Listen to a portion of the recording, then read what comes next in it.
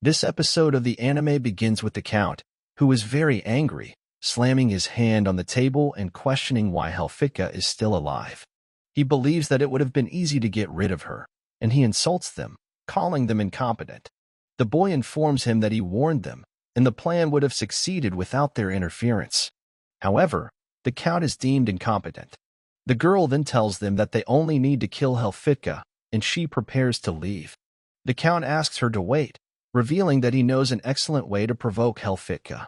He approaches her, whispers something in her ear, and she becomes furious, telling him not to be ridiculous. The Count insists that she must do it, or else he will lose, emphasizing that she should understand the horror of losing family. The girl becomes very angry and leaves while they continue on the road.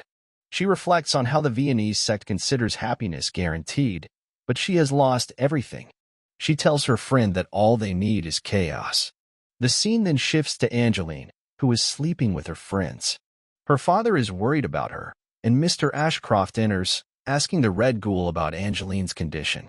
He thanks him for saving Bordeaux and gives him a small gift as a token of gratitude, a medicine for the Fae that is more effective than any produced by the Empire. The Red Ghoul hesitates but eventually accepts the gift. He opens the small bottle and smells it. With just one whiff, he feels an improvement.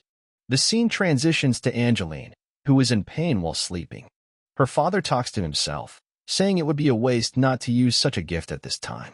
He drops a drop of the medicine into Angeline's mouth, and its miraculous effect is evident.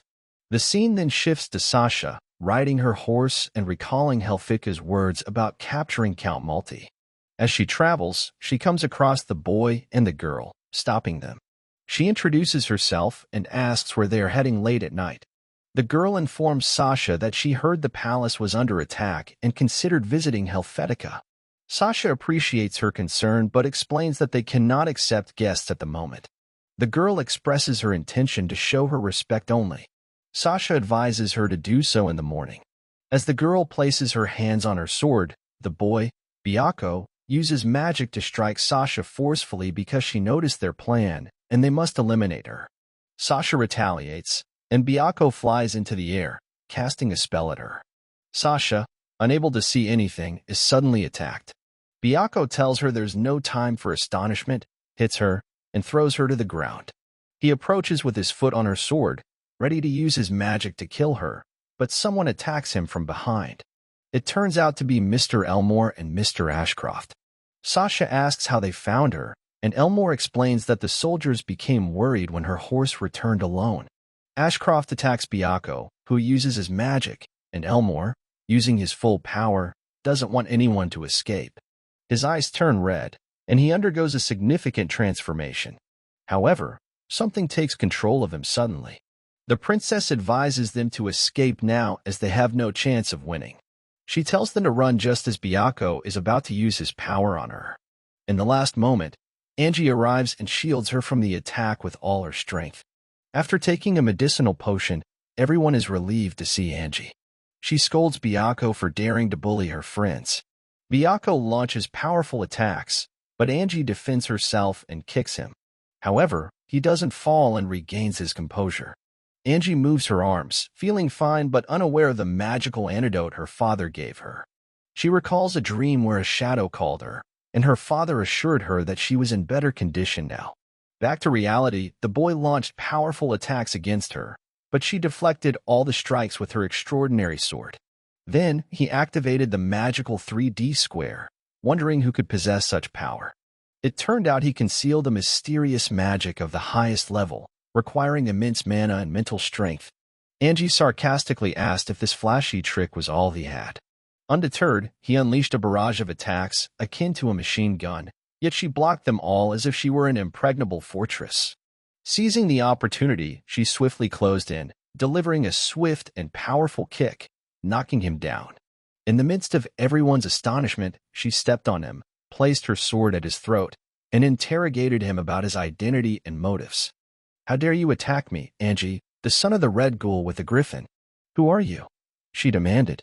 The boy, astonished, saw his eyes turn red, his hands transform into non-human appendages, and he lunged at her again, grabbing her sword. Angie, realizing he wasn't human, struck him hard on the left shoulder, causing him to fall. She questioned his origin, asking if he was an evolved being or from the world of spirits. He revealed he was just like her but fled quickly. The scene shifted to the Red Griffin, watching the strange clouds and wondering if the battle had ended. Angie's friends approached, inquiring about her whereabouts. He informed them that she suddenly woke up and left, uncertain of her destination. He asked them to guard the place as he was deeply concerned about Lady Helveticus. Then we shift to Helvetica and her sister Serene, sitting in their room. Bligriff, the Griffin, enters along with his daughter's friends to inform them about the emergency situation.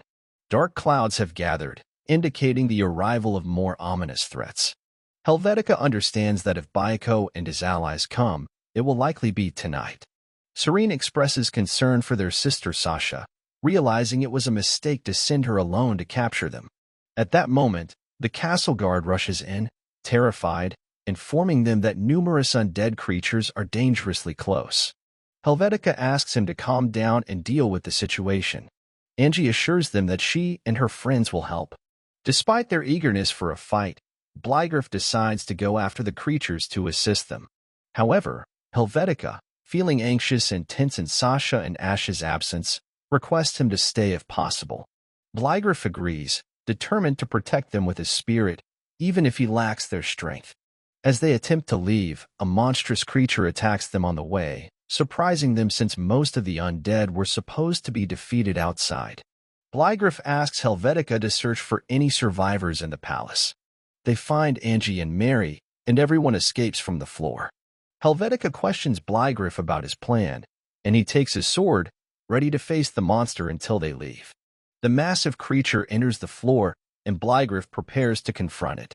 Helvetica warns him to be careful, expressing her concern for Angie's grief if he falls in this battle. Bligriff reminds her that adventurers must prioritize their own lives, hoping to succeed and survive the monster. Helvetica wishes him luck and safety, then takes her sister Serene to escape the floor. Bligriff faces the monster, feeling the lightness in his body from the elven treatment. With agility, he fights the creature, eventually defeating it. He remembers the girl he met at the bar and decides to check on her for reassurance. The girl, recognizing him, warns him to stay in his place, as everyone constantly opposes her plans. She questions why they resist and, using her power, attempts to kill him. After the victory, Helvetica and her sister Serene join their men, attempting to alleviate their tension by reminding them that adventurers deal with danger.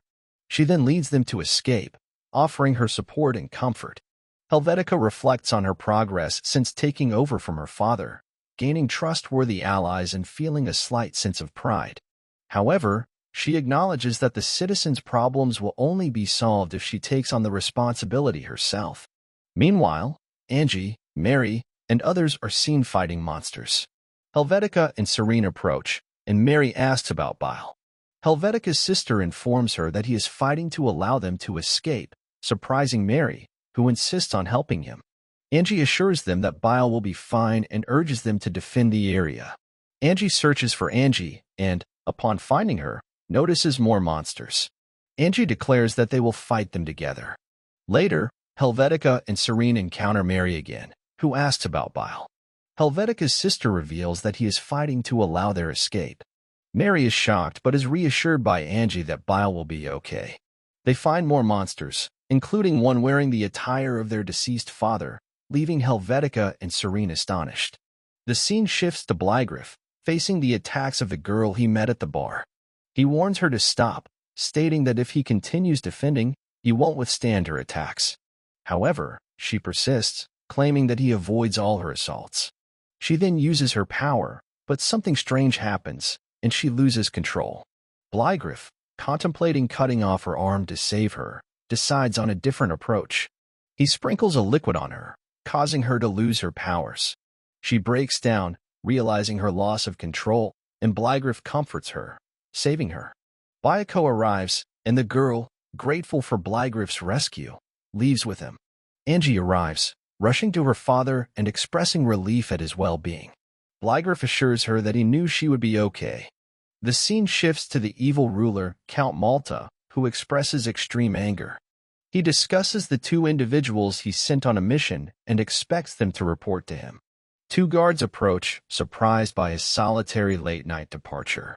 Count Malta informs them about the emergency situation, considering enlisting their help in guarding the palace.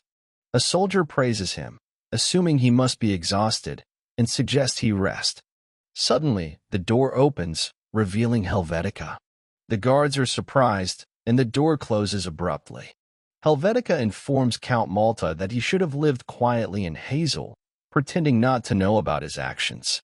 Count Malta pretends ignorance, but she threatens to expose him. He claims to be noble and implies his blood is different. Helvetica dismisses his words, expressing disgust at the idea of sharing the same blood. She demands to leave his corpse on the roadside, revealing his true nature to the world. On the other hand, Count Malta is seen alone, appearing brave to the evildoers when outside with his guards. The guards, under Helvetica's orders, kill him, putting an end to the villain's life. Angie embraces her father, feeling a surge of strength. The Red Ghoul requests permission to leave, and Sasha expresses disappointment at not being able to duel. She thanks him for everything, and he hopes they take care of themselves. Sasha expresses her regret for not being able to fight and hopes for another meeting, thanking him for all he has done. The Red Ghoul asks them to take care and looks forward to their reunion. He bids farewell to Angie, and Sasha asks if he wouldn't join them in Orphana. He explains that if he leaves, he won't return to Tornera, as he considers it his home and wants to continue protecting it. Angie expresses her love for Tornera, and he appreciates her sentiments but emphasizes his commitment to Tornera's protection. Helvetica arrives to bid farewell to the Red Ghoul, expressing gratitude and hoping for their return. In conclusion, the Red Ghoul expresses sincere thanks and departs on his carriage, marking the end of today's episode. Stay tuned for future episodes.